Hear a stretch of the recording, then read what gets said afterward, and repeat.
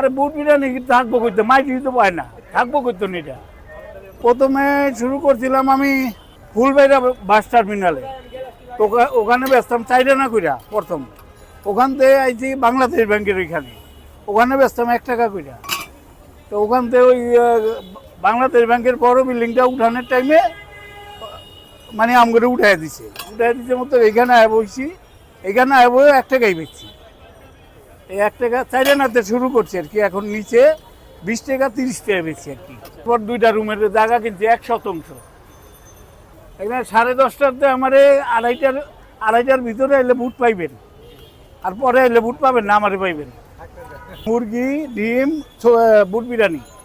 মুরগি দিয়ে একটা হলো 120 টাকা, আর একটা হইলো 140 টাকা, আর ডিম দিয়ে হইলো আপনার 50 টাকা 40 টাকা।